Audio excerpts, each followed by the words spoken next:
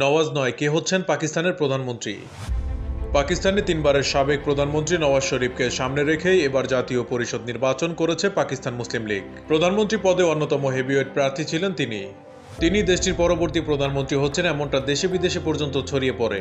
এর পেছনে মূল কারণ ছিল নওয়াজের প্রতি পরমাণু শক্তিধর দেশটির শক্তিশালী সেনাবাহিনীর সমর্থন। তবে ছোট ভাই শাহবাজ শরীফকে দেশের প্রধানমন্ত্রী পদে মনোনয়ন দিয়ে এই প্রার্থিতা থেকে সরে দাঁড়িয়েছেন পাকিস্তান মুসলিম লীগের নওয়াজ শরীফ। মঙ্গলবার রাতে এক এক্স বার্তায় এই তথ্য জানিয়েছেন দলের মুখপাত্র মরিয়ম আওরঙ্গজেব। মরিয়ম বলেন, পাকিস্তান মুসলিম লীগের সভাপতি শাহবাজ শরীফকে দেশের প্রধানমন্ত্রী পদের জন্য মনোনীত করেছেন নওয়াজ। শাহবাজ শরীফ পাকিস্তান মুসলিম লীগের সভাপতি হিসেবে দায়িত্ব পালন করেছেন। 2022 সালে ইমরান খানের পিটিআই সরকারকে হটিয়ে ক্ষমতায় আসা জোট সরকারের প্রধানমন্ত্রী হিসেবে দায়িত্ব পালন করেছিলেন তিনি।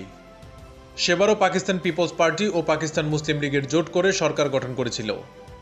গত বৃহস্পতিবার পাকিস্তানের জাতীয় ও প্রাদেশিক পরিষদের ভোট হয়েছে। ভোট গ্রহণের 3 দিন পর 265 আসনের মধ্যে অবশেষে 264 আসনের ফল ঘোষণা করা হয়েছে। গণমাধ্যমের প্রতিবেদন অনুযায়ী সবচেয়ে বেশি 97 আসনে জয় পেয়েছেন ইমরান খানের দল পিটিআই সমর্থিত স্বতন্ত্র প্রার্থীরা। এরপরই পাকিস্তান মুসলিম লীগের 76 আসনে, পাকিস্তান পিপলস পার্টি 54 আসনে জয়ী হয়েছে। এছাড়াও অন্যান্য ছোট দল পেয়েছে 37টি আসন। কোনো দল একক সংখ্যাগরিষ্ঠতা না পাওয়ায় জোট সরকার গঠন করতে দৌড়ঝাঁপ শুরু করেছে বড় বড় দলগুলো। তবে নাটকের এই দৃশ্যে বারবার ঘুরে ফিরে দুটি দলই আলোচনায় আসছে। একটি নওয়াজ শরীফের পাকিস্তান মুসলিম লীগ ও অন্যটি বিলওয়াল ভুট্টোর পাকিস্তান পিপলস পার্টি। জোট গঠন নিয়ে কয়েক দফা আলোচনাও করেছে দল দুটি। রোববার বৈঠক শেষে জোট সরকার গঠন নিয়ে প্রাথমিকভাবে একমত হওয়ার কথা জানায় দুই দল। তবে জোট সরকারের প্রধানমন্ত্রী কে হবেন তা নিয়ে তাদের সিদ্ধান্ত আটকে ছিল।